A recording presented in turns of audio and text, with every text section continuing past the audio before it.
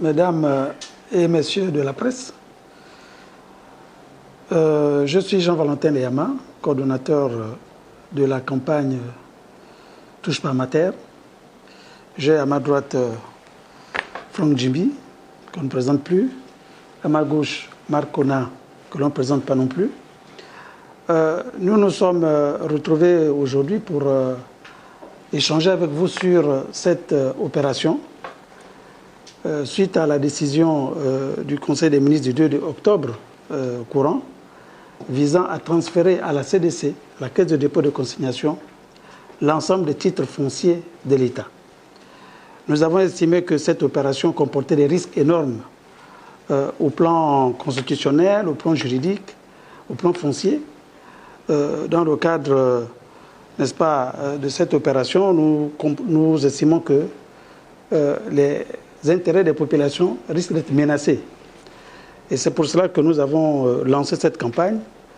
C'est une campagne citoyenne, ce n'est pas une campagne politique, n'est-ce pas? Et nous voulons donc, à travers cette campagne, sensibiliser l'ensemble de nos populations sur ces risques et engager un certain nombre d'actions auprès des autorités, mais aussi auprès de l'opinion pour que cette décision, n'est-ce pas, soit purement et simplement retirée. Alors, comme vous le savez, l'État a décidé, au travers de la CDC, de lever des fonds sur le marché international en hypothéquant des titres fonciers. Alors, ces titres fonciers, on nous dit qu'il y a à peu près 1500 titres fonciers qui seraient situés, n'est-ce pas, en zone urbaine. Mais derrière cette opération, nous soupçonnons le gouvernement de vouloir accaparer un peu plus tard, grâce à ces dispositions, certainement des terres rurales et des forêts, parce que pour lever des fonds sur les marchés internationaux, je ne pense pas que ce soit les titres fonciers qui sont situés en zone urbaine qui peuvent intéresser des fonds d'investissement internationaux, des investisseurs étrangers. Et comme on l'a déjà vu dans d'autres pays, il y a effectivement le danger que demain après-demain, par différents artifices, nos forêts puissent faire l'objet de titres fonciers et être cédées, n'est-ce pas, à des groupes internationaux. C'est pour cela que nous avons monté cette opération et nous sommes aujourd'hui dans la phase de mener un certain nombre d'actions, que ce soit au Gabon ici comme à l'étranger, en vue de faire face à cette imposture de plus. Voilà. Entendu, le gouvernement a donc décidé de céder les titres fonciers à la Caisse des dépôts et des consignations. Ces titres fonciers doivent donc servir d'hypothèque pour d'éventuels prêts sur les marchés financiers internationaux. À terme, si ces prêts ne sont pas remboursés, que se passe-t-il? Il y a possibilité de saisir les biens. Mais là, il s'agit de biens publics. Certains vous diront vous objecteront qu'il y a le principe d'insaisissabilité des biens publics. Comme les biens appartiennent à une personne publique, les biens sont publics, ils ne peuvent pas être saisis. Soit. Mais ces biens peuvent néanmoins être aliénés. Tout bien public qu'il soit, ils peuvent être aliénés. C'est-à-dire que la personne peut être dépossédée de ses biens. Donc, on peut se retrouver dans une position où, parce qu'on n'a pas pu honorer les échéances du crédit, celui qui avait prêté l'argent, donc le créancier, va au tribunal et le tribunal oblige à vendre le titre foncier de force. Donc, on met le titre foncier en vente aux enchères. Du coup, l'État perd ce titre foncier-là et il se retrouve entre les mains du plus offrant.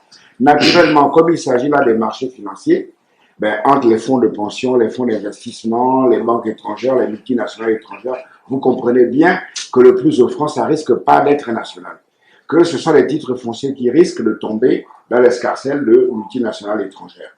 Ça, c'est un risque qu'on voit. On le voit d'autant plus que depuis un moment, il y a ce phénomène qu'on a appelé le phénomène d'accaparement des terres à travers le continent africain.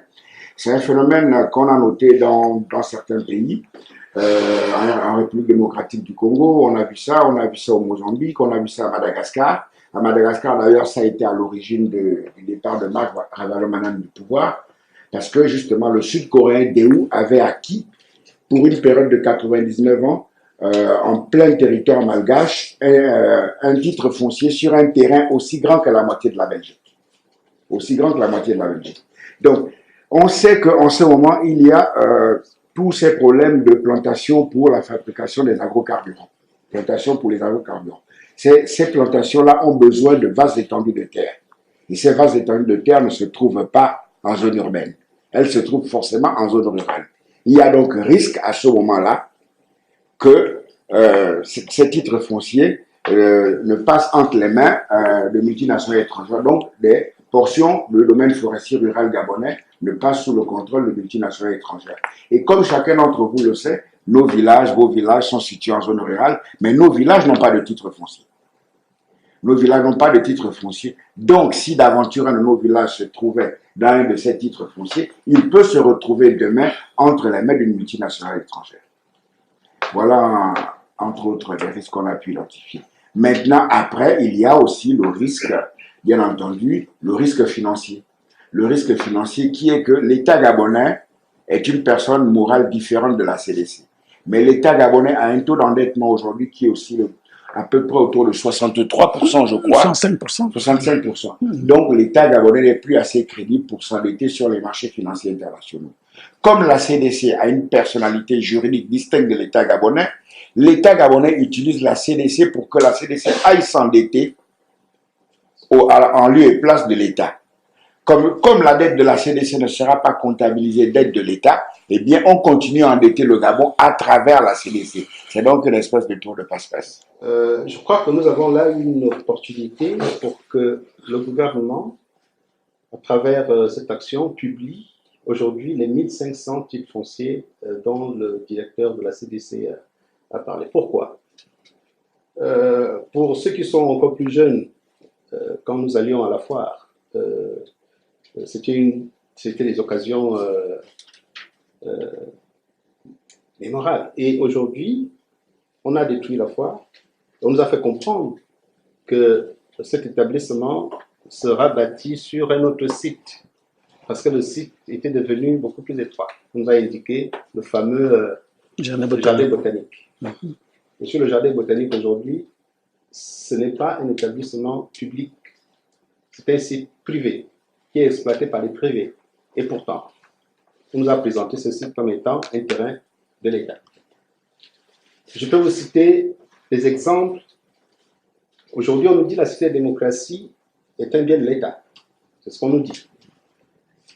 La plupart des sites qui abritent, par exemple, le palais Léon-Bas, le palais du Sénat, le palais de la Cour constitutionnelle, même le palais présidentiel, pour le commun des Gabonais, ce sont des titres fonciers qui appartiennent à l'État. Aujourd'hui, si on nous publie la liste, il va falloir qu'on sache effectivement si effectivement ces terrains, ces titres fonciers appartiennent à l'État. Et je pense que, et c'est Franck qui l'a dit, nous avons là une occasion de solliciter au gouvernement la publication et des coordonnées géographiques et des coordonnées topographiques, et surtout les partenaires réels, les propriétaires réels de ces titres fonciers. Parce que si au demain on découvre que le titre foncier de la Cité de la démocratie n'est pas celui de l'État, je pense que les Gabonais vont effectivement savoir exactement à qui appartient la terre au Gabon.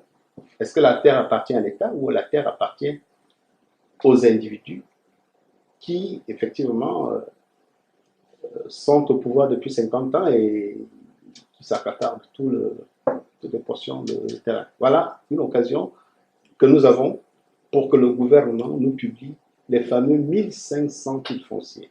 L'Union est là pour le faire. Nous sommes en train de dénoncer une opération qui va impliquer et l'État gabonais et les partenaires internationaux. Il est évident que si l'État gabonais n'arrive pas à écouter le son de cloche que nous sommes en train de donner, il est évident qu'à l'international, ça ne va pas être le cas. Je préfère vous dire qu'aujourd'hui, le Gabon est un État de non-droit.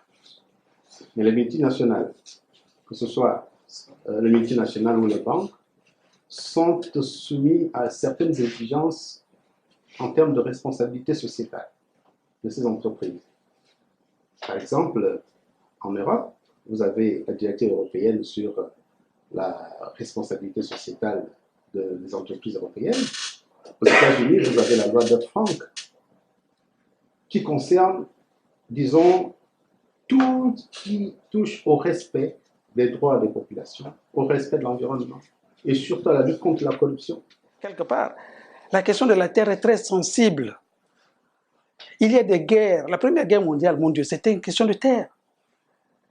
Il y a des conflits actuellement entre des États à cause de la terre, à cause des frontières. Il y a des conflits au sein des États, même en Afrique centrale, à cause de la question de la terre. Et donc, nous sommes, en tant que Bantous, nous sommes attachés à la terre. C'est tellurique, ce sentiment vraiment, la relation que nous avons avec la terre. Nous parlons du village. Quand nous voulons repartir chez nous, nous disons, je vais au village. Mais en fait, le village, c'est quoi? Parfois, il n'y a même plus de maison, il y a juste, c'est un hameau. Mais la terre, c'est la terre elle est sacrée. Et vous voyez même les conflits que les populations ont avec les compagnies forestières. Un beau matin, puisque les permis sont attribués sur carte. Hein, c'est sur des cartes. On dit, bon, mais écoutez, ah oui, à tel endroit, ben voilà, il y a un permis là, il y a la forêt disponible là. On prend un décret et puis on attribue le permis. Et un beau matin, vous voyez donc des engins qui déboulent et tout, des gens qui rentrent dans la forêt, qui commencent à exploiter le bois. Mais c'est pas possible. Mais, hein, il y a des conflits même en somme. Il y a des populations qui empêchent même certaines compagnies forestières de couper le bois dans les zones disons, rurales. Donc, et l'avantage avec le permis forestier, c'est qu'il est d'usage temporaire. Quand vous avez fini d'exploiter la forêt, vous partez.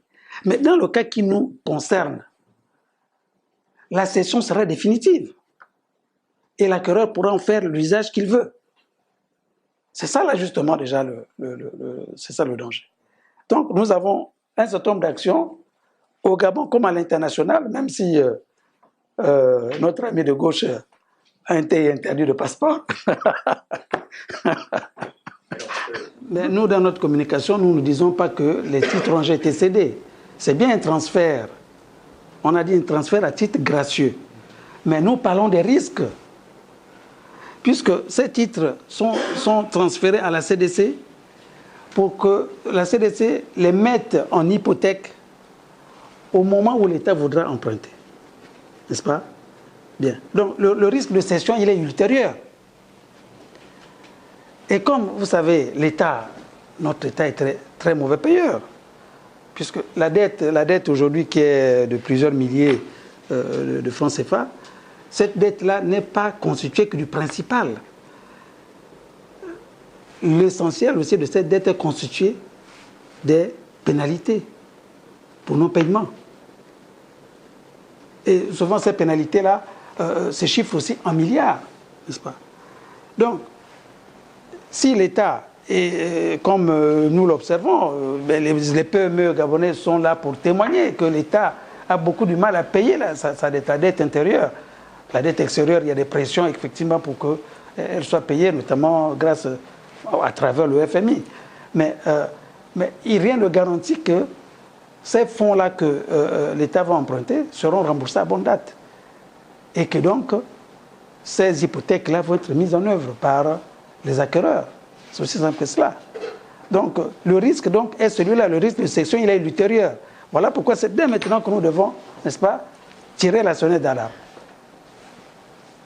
Nous avons d'abord demandé au gouvernement de s'expliquer. Jusqu'à présent, le gouvernement ne s'explique pas.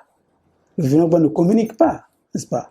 Nous avons demandé un débat avec le gouvernement pour que le peuple soit édifié sur ces enjeux. Jusqu'à présent, nous n'avons pas de réponse, n'est-ce pas? Bien. Alors, maintenant, nous allons continuer cette opération de sensibilisation. Nous allons aussi utiliser les voies légales. Nous allons certainement saisir un certain nombre d'institutions, n'est-ce pas, qualifiées pour connaître, n'est-ce pas, de cette situation. Et nous ne nous arrêterons pas là, nous allons aussi sensibiliser nos partenaires internationaux et nous nous réservons aussi de faire des campagnes auprès des populations, parce que c'est elles qui sont concernées. Nous allons sensibiliser les populations pour leur montrer les risques qu'il y a demain.